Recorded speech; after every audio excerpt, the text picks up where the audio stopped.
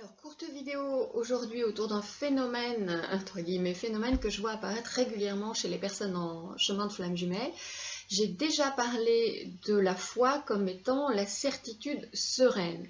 Certitude sereine, pas celle consistant à se convaincre soi-même que l'autre va revenir, que la réunion va avoir lieu, etc. Plutôt que tout ce qui vient sur le chemin a un aspect évolutif. Et que vous avez les ressources pour le dépasser, le transcender et en tirer bienfait d'évolution. C'est de ça, dans ma vision, la certitude sereine, ou autrement dit, la foi. Simplement, il peut être tentant, pour le mental égo évidemment, de récupérer cette notion de foi pour se raconter une histoire, souvent bien loin de la réalité factuelle. Alors le chemin de flamme jumelle, il est fait de variations, de fluctuations, de rebondissements même en tout genre. Ça c'est ok, nous le savons tous.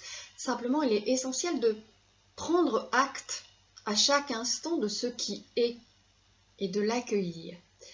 Quand votre autre vous dit de manière renouvelée, par exemple, ne pas avoir de sentiments, ne pas être amoureux, ce qui s'entend souvent, ne pas pouvoir, ne pas vouloir aussi, etc. Il s'agit d'entendre et de prendre acte à ce moment-là, à ce moment M. Sinon, ça s'appelle du déni. Ce qui est une forme, d'une certaine façon, de violence, et pour vous, et pour l'autre. Même si ça n'est pas dit, ni même conscient, vibratoirement, vous émanez une pression, une attente dans cette foi qui en réalité n'en est pas une, qui cherche d'ailleurs à vous convaincre peut-être vous-même en premier lieu. Donc il s'agit aussi de vous occuper de tout ce que vous font ces propos, les je ne suis pas amoureux, etc. Parce que là réside votre pouvoir. Si vous êtes touché, blessé, c'est toujours la même histoire. C'est de cela que vous pouvez vous occuper, plutôt que de vous dire non, c'est pas ce qu'il ressent vraiment, j'entends autre chose derrière ces mots, je ressens autre chose, et de partir en interprétation. L'autre ne vous reconnaît pas complètement, car il ne se reconnaît pas. Et peut-être aussi que vous-même, vous ne vous êtes pas encore entièrement reconnu, au sens de reconnu au niveau de l'être authentique. Aussi, il est pertinent d'entendre la communication souvent codée qui accompagne les mots, par exemple, que je viens d'évoquer, qui sont vraiment très courants. Alors, la communication codée, non pas pour partir en interprétation, simplement parce qu'elle comporte des clés de guérison. Ce que j'avais nommé en 2016, votre flamme jumelle vous dépose son paquet de linge sale. J'avais dit ça comme ça. Alors évidemment, ça demande de sortir du réactionnel et d'avoir un minimum de capacité, non seulement de distance, et une capacité à décoder. Ce que, par exemple, nous pouvons faire en entretien, parce que souvent j'entends derrière les mots, et les mots deviennent comme stabilo et clignote, indique là il y a quelque chose à creuser, quelque chose qui se dit en fait. Il y a, je vous rappelle, chez l'autre comme chez vous, plusieurs niveaux de conscience, le personnage, l'âme et le moi supérieur. Donc lequel s'exprime à ce moment-là, et surtout lequel a le dernier, entre guillemets, dernier mot dans telle ou telle séquence. Tant que le retournement du cœur n'a pas eu lieu de manière intégrale en l'autre, le retournement du cœur, je vous renvoie à certaines de mes vidéos dans lesquelles j'en parle, notamment je crois celle de juin 2019. Donc tant que le retournement du cœur n'a pas eu lieu de manière intégrale, c'est souvent le personnage qui s'exprime, se positionne, et sporadiquement les autres niveaux de conscience. Donc, du coup, à chaque fois, c'est vrai que votre autre est sincère, le plus souvent, en tout cas, quand il dit ok, par exemple pour un rendez-vous, rappelons-nous bientôt, on se tient au courant, etc. Toutes ces choses que nous pouvons entendre. Il est sincère dans l'instant. Puis vient un autre instant, un autre temps, où remonte inconsciemment la souvenance de la scission originelle, hein, que vous représentez d'une certaine façon. Ça aussi, je l'ai expliqué dans cette vidéo, justement, et remonte aussi les peurs qui vont avec cette souvenance, en plus de tout ce qui brasse au niveau du personnage. Donc, ayez ça aussi en tête. Ce n'est pas une question de sincérité ou non-sincérité. C'est qu'en arrière-plan, il se joue un certain nombre de choses.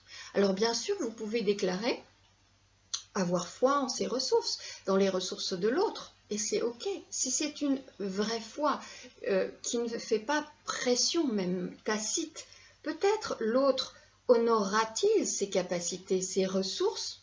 Peut-être pas. Et alors, dans ce cas, est-ce que vous allez vous sentir trahi? Si vous vous sentez trahi, c'est que vous attendiez quelque chose. Un retour sur l'investissement de la confiance que vous aviez placée en l'autre. Évidemment, tout ceci est subtil, fin, j'en conviens. Simplement, au fil du chemin, tout s'affine justement de plus en plus. Il convient donc vraiment de passer vos réactions, vos positions, votre personnage à travers un tamis de plus en plus fin. Au moment de la reconnexion, vous avez en effet vu la lumière en l'autre. C'est vrai, c'est réel. Ce qui se passe ensuite avec ça, c'est que cette lumière, elle ne se manifeste pas toujours en l'autre de manière concrète, de manière incarnée. Et de votre côté, votre personnage aussi s'empare de cette vision, de cette reconnaissance qui a eu lieu dans la reconnexion, et s'accroche à cela. Or, donc là, il y a une distorsion qui se crée d'un seul coup, c'est récupérer. Ce qui était pur est récupéré. Or, l'amour universel ne s'accroche à rien. L'amour universel, qui est le fondement, même la nature intrinsèque même de ce lien, l'amour universel est liberté. L'amour universel est à la fois amour de soi et en même temps permissivité positive pour l'autre. J'avais dit ça dans une vidéo, je crois que c'est 2017, celle où j'ai un haut bleu à manches sans manches. Voilà la référence. La permissivité positive et en même temps l'amour de soi. Et ça, peut-être, vous pouvez l'expérimenter dans d'autres liens d'âme moins confrontants. Je pense à celui d'âme jumelle, notamment. Âme jumelle, dans ma vision vibratoire que j'ai, est différent de flamme jumelle. Je sais que souvent c'est confondu, or pour moi ça n'est pas la même chose, ça n'est pas la même nature de lien d'âme. Il y a une très grande proximité vibratoire entre vous, j'avais expliqué ça aussi dans une vidéo, souvent une différence notable entre les personnages, notamment sur le mode de vie, etc., qui ne fait pas problème. Et surtout une fluidité très importante avec l'amour qui émerge, cet amour universel là justement, avec l'amour qui émerge et circule naturellement. Et vous pouvez être plus ou moins fréquemment en contact et c'est ok.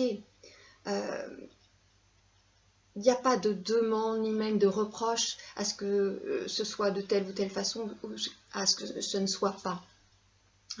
Vous pouvez aussi voir en toute lucidité les désalignements en l'autre et ne pas être affecté, juste concerné évidemment, et en même temps, vous continuez à ressentir cet amour pour l'autre, cet amour avec un A majuscule. Ça ne le remet pas en question, c'est là.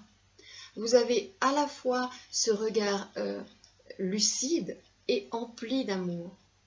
D'amour, pas celui qui est fait d'attachement, de mécanismes égotiques, de jeux psychologiques, celui qui laisse libre.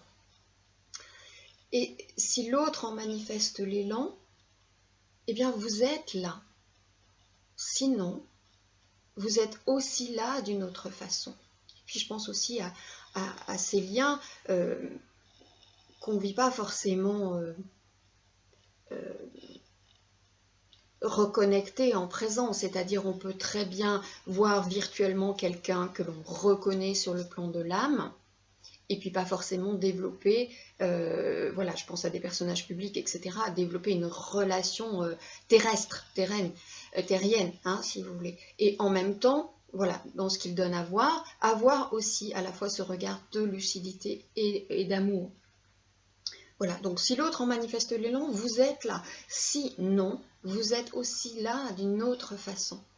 Eh bien cela, si vous l'expérimentez, peut vous aider sur votre chemin de flamme jumelle, même si le caractère spécifique est beaucoup plus confrontant, en effet, de ce lien rend l'affaire plus corsée. N'empêche que quand vous en arrivez à ça, vous goûtez à une forme de paix. Et donc, vous n'avez plus besoin d'évoquer ou d'invoquer la foi, alors qu'en réalité, il s'agit plutôt de déni, d'attente déguisée de projection égotique d'une histoire que vous vous racontez à vous-même et qui conduit à un faux détachement. Et d'ailleurs, ce faux détachement qui est issu de cela ne tient pas dans le temps. Et vous vous retrouvez au bout de quelque temps à courir de nouveau les voyants, les médiums, etc., à pratiquer l'accumulation d'oracles parce que en réalité vous avez besoin d'être rassuré, parce que ça n'est pas intégré, parce que le détachement était un détachement artificiel d'une certaine façon et que votre foi correspondait plutôt à quelque chose qui était plus ou moins du déni, en tout cas d'une histoire que vous vous êtes racontée. Comme je le dis si souvent, vous ne savez pas ce que vous ne savez pas. Nous ne savons pas ce que nous ne savons pas. Donc le plus simple et le plus paisible, c'est d'accueillir ce qui vient pas après pas, dans la certitude que cela a du sens et surtout que cela est porteur d'évolution. Et l'évolution, c'est quand même bien de ça dont il s'agit, dont la flamme jumelle est outil. C'est un outil d'évolution, la flamme jumelle, bien avant d'être romance, histoire sentimentale, même si on commence souvent par ça, hein, bien avant d'être couple, réunion, et toutes ces autres choses que l'on peut, toutes ces autres projections, et même ces fantasmes divers et variés, tellement tenaces et qui circulent tellement et qui s'accrochent tellement, dont il convient de faire le deuil. J'avais déjà parlé de ça hein, dans ma vidéo sur deuil et renoncement nécessaire pour cesser de vous mettre en souffrance. Ce chemin de flamme jumelle, il est éminemment éprouvant en effet. Donc ne le rendons pas plus rude encore avec nos propres outils de torture, entre guillemets. Œuvrons plutôt à l'alléger toujours plus dans la conscience et dans l'amour dont nous sommes porteurs, dont nous sommes faits.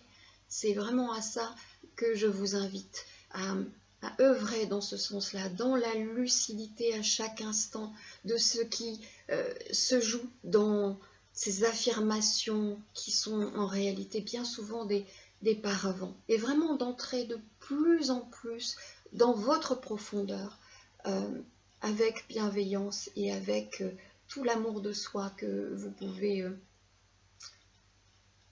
poser vis-à-vis de l'ensemble de toutes vos facettes. À très bientôt pour une autre vidéo.